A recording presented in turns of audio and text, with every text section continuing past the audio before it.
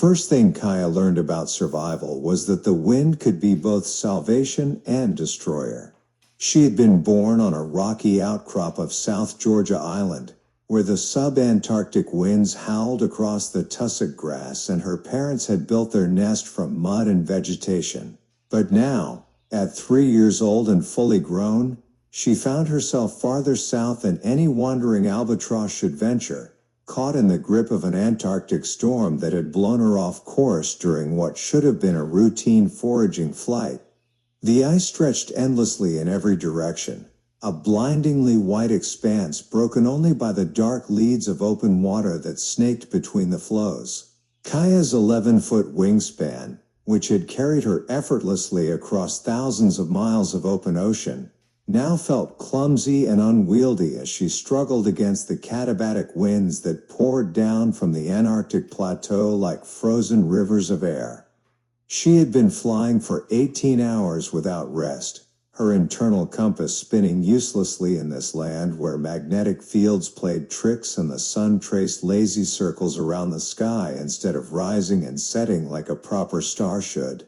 Her stomach, evolved to process the rich oils of squid and fish, cramped with emptiness. The last meal she remembered was a school of lanternfish she had plucked from the surface waters near the polar front, but that felt like a lifetime ago.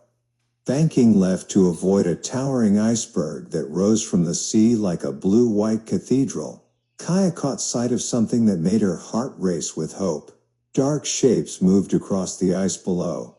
Seals, perhaps, or penguins. Where there were seals, there might be breathing holes. Where there were breathing holes, there might be fish. She descended in a careful spiral, her keen eyes scanning for threats. Leopard seals were dangerous enough in the water, but she had heard stories from the older birds about killer whales that could launch themselves onto ice floes to snatch unwary seals. An albatross, even one as large as herself, would make an easy target if she landed in the wrong place. The dark shapes resolved into a colony of emperor penguins, hundreds of them huddled together against the wind. They paid her little attention as she landed awkwardly on the ice, her webbed feet slipping on the smooth surface. Emperors were used to sharing their world with other seabirds, and a single albatross posed no threat to their massive, well-defended chicks. But landing had been a mistake. Within minutes, Kaya realized that her feet were beginning to freeze to the ice. Unlike the penguins, with their specialized circulation and thick layers of fat, she was not built for extended contact with surfaces this cold. She tried to lift off, but the wind had shifted, and without a running start or a cliff to launch from, her massive wings could not generate enough lift. Panic fluttered in her chest like a trapped petrel.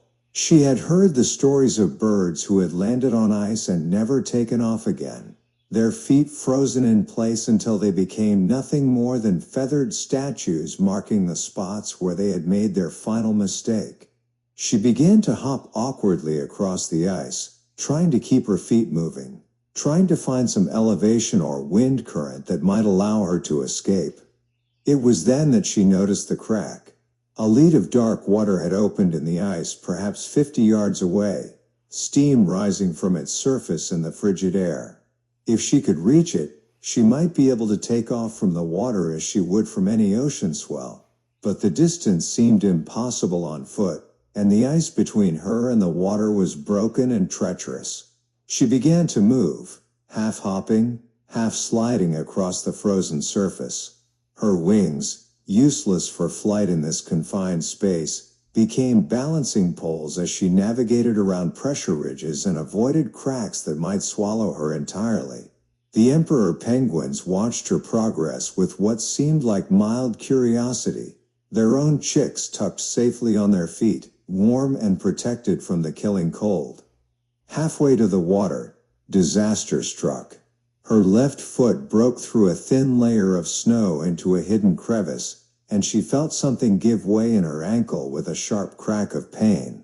She pulled herself free, but now each step sent lightning bolts of agony up her leg. The water seemed impossibly far away, and the wind was picking up again, driving ice crystals like needles against her face. She almost gave up then. The pain, the cold, the sheer impossibility of her situation. It would have been easy to simply settle down on the ice and let the Antarctic claim her as it had claimed so many others. But something in her refused to surrender.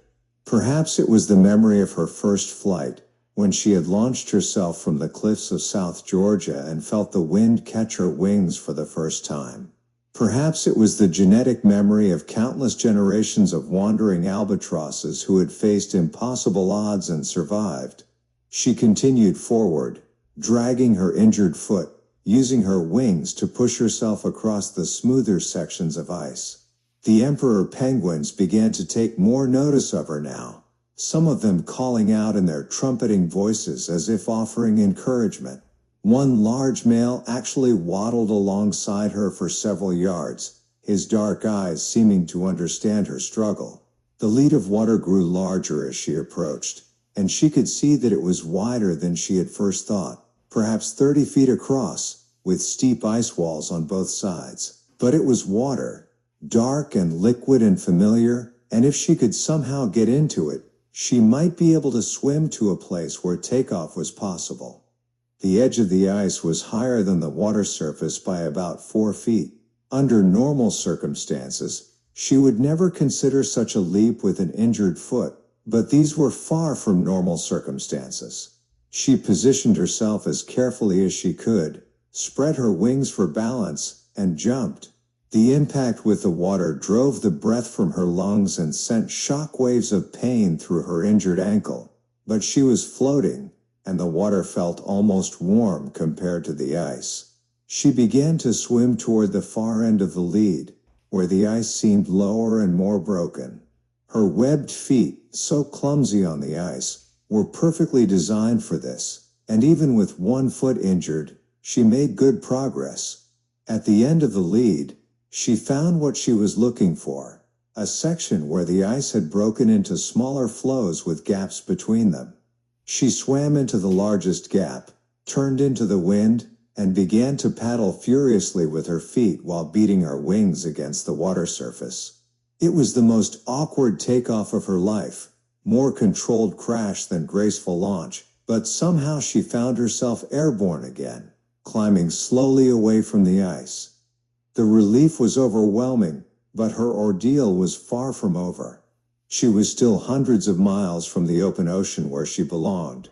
Her foot was badly injured, and she had not eaten in over a day. But she was flying again, and that meant she had a chance. She turned north, following the leads of open water that would guide her back toward the edge of the pack ice. The emperor penguins grew smaller below her, their dark forms scattered across the white expanse like punctuation marks in a story written in ice and wind. She thought she could hear their calls following her, a chorus of encouragement from creatures who understood what it meant to survive in this harsh and beautiful place. Hours passed as she flew, her injured foot tucked up against her body to conserve heat. The ice began to give way to more open water, and she started to see other seabirds, petrels, and skuas that belonged in these waters. The sight of them filled her with hope, and when she finally spotted a school of krill near the surface, she descended carefully and managed to catch enough of the tiny crustaceans to ease the worst of her hunger. By the time the sun had completed another of its lazy circles around the sky, Kaya could see the edge of the pack ice ahead.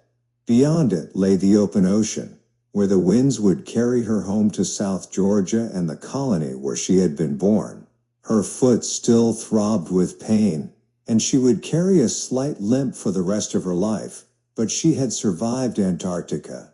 As she crossed from ice to open water, she looked back once at the white continent that had nearly claimed her. It was beautiful and terrible, a place where only the strongest and most adaptable could survive.